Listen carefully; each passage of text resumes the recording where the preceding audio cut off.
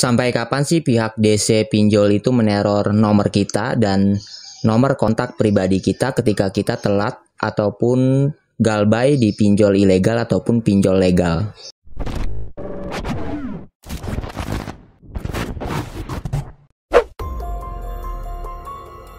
Assalamualaikum warahmatullahi wabarakatuh. Seperti biasa di video kali ini saya ingin mengulas kembali tentang pinjol. Dan kali ini saya ingin menjawab pertanyaan yang sering sekali ditanyakan terkait teror pinjol. Kira-kira sampai kapan mereka akan meneror nomor pribadi ataupun nomor kontak ketika kita telat dalam membayar di aplikasi tersebut? Nah, di sini saya akan menjawab menurut pengalaman pribadi saya dan juga info-info dari teman-teman yang selama ini suka sharing ke saya. Kalau berbicara teror, itu memang sudah salah satu resiko ya, ketika kita telat ataupun galbay di aplikasi pinjaman online. Karena memang itulah cara licik mereka untuk menagih nasabahnya dengan memberikan penekanan dan teror agar nasabah mau membayarnya, sehingga nasabah rela mencari berbagai macam cara agar mau membayar hutangnya. Begitulah pinjol, berbeda sekali dengan cara penagihan hutang yang dilakukan bank atau leasing. Pinjol lebih memprioritaskan penagihan dengan cara via teror telepon atau sosmed. Hutang memang wajib dibayarkan, tapi kalau harga diri kita sudah diinjak-injak oleh pinjol-pinjol ilegal, lebih baik galbay sekalian aja. Kalau dibayarkan apa bisa mereka mengembalikan nama baik kalian? Nggak akan bisa. Telat membayar atau galbaynya nasabah itu kan banyak faktor. Mungkin karena sudah tidak bekerja, atau karena di PHK dari pekerjaannya. Apalagi di masa-masa saat seperti ini ya, banyak orang yang kehilangan pekerjaannya karena dampak corona, sehingga sulit untuk membayar. Tapi yang namanya pinjol nggak akan pernah tahu karena alasan apa nasabah nggak bisa bayar. Yang penting pesan saya ke teman-teman, jangan pernah mau terus-terusan jadi budak pinjol dan gali lubang hutang pinjol dengan tujuan agar mereka itu nggak meneror. Karena masih ada saja orang-orang yang masih mempertahankan gengsinya demi menjaga nama baik biar hutangnya nggak diketahui orang, sehingga rela bekerja keras demi membayar hutang pinjol dan akhirnya sepanjang hidupnya terikat dengan banyak cicilan pinjol. Memang hutang itu aib dan aib itu memang harus disembunyikan. Tapi ingat, yang namanya hutang riba akan ada saatnya dimana kalian terjatuh. Jadi kalau kalian masih punya mental seperti itu, gak akan pernah selesai-selesai hutang kalian. Kalian akan terus-terusan jadi ATM berjalan mereka. Mau sampai kapan? Udah buang jauh-jauh mental pengecut seperti itu. Lawan rasa panik kalian, lawan rasa pengecut kalian, hadapi dengan doa. Jangan pernah tunjukkan kelemahan kita di hadapan DC. Semakin kita takut, lemah, dan panik, itu akan memberikan kemudahan mereka untuk mempresur kalian nantinya atau menekan kalian. Dalam peraturan OJK atau pinjol yang terdaftar itu kan tidak boleh ya kembali menagih setelah 90 hari lamanya. Tetapi fakta di lapangan itu beda. Masih banyak kok saat ini pinjol-pinjol yang masih menagih padahal sudah lewat 90 hari lamanya ya. Saya sendiri pun pernah ya waktu itu masih diteror via telepon padahal sudah galbay 7 bulan lebih lamanya. Kalian pasti akan diteror selama nomor kalian itu masih aktif. Nomor yang saat kalian gunakan pada saat pengajuan pinjol. Jadi cara paling ampuh agar mereka nggak neror, ya dengan mengganti nomor kalian. Tidak ada cara lain. Cuma ketika mereka menghubungi nomor kita ternyata tidak aktif, pasti sasaran mereka adalah nomor log panggilan dan beberapa kontak, atau bisa saja nomor kantor kalian yang akan dihubungi.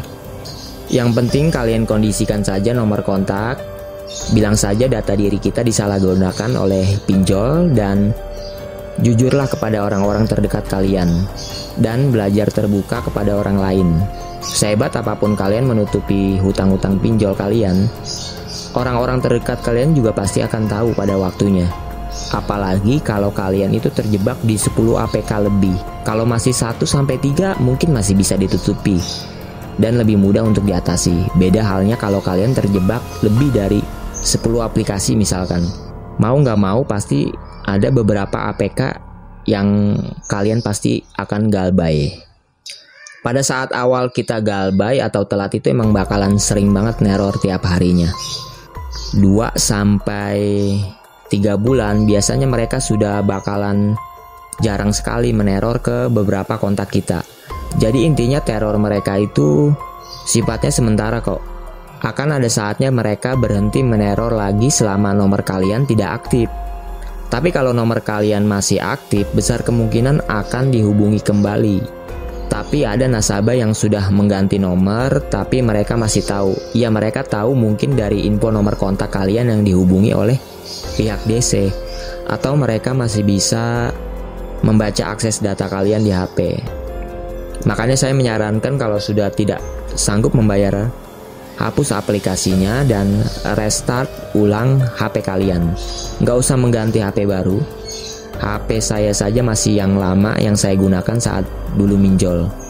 Kalau nomor baru kita masih diketahui mereka, cukup diabaikan saja atau diblokir.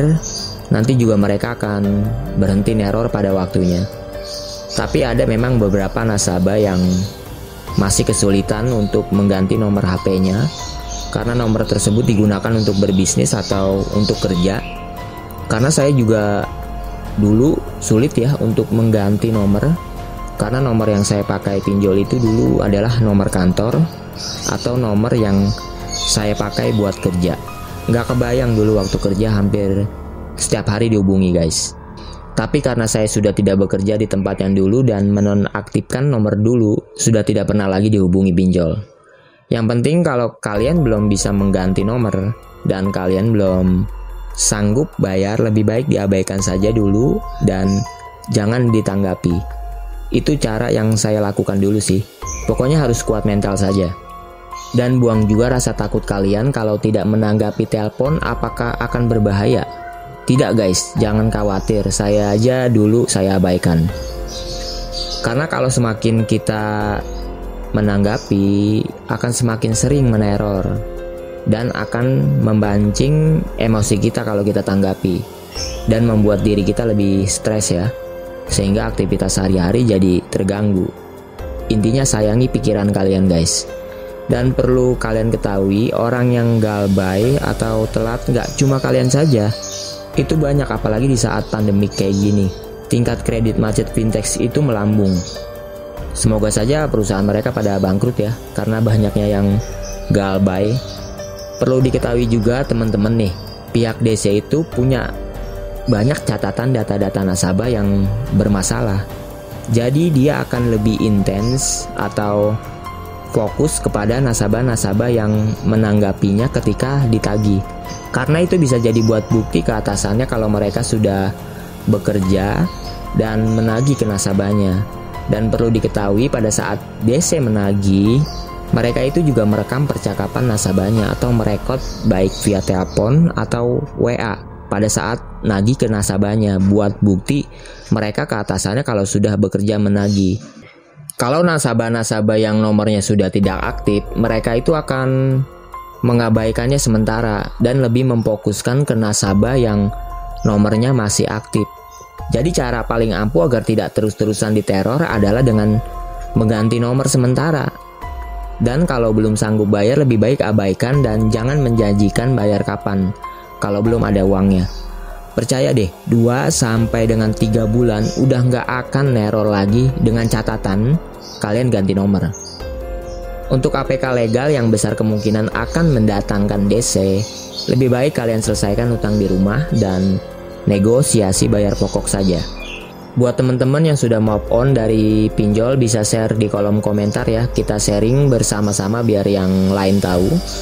Nah, jadi untuk video kali ini saya akhiri sampai di sini. Sampai jumpa di pembahasan pinjol lainnya. Silakan share kalau memang sekiranya video ini bermanfaat. Wassalamualaikum warahmatullahi wabarakatuh.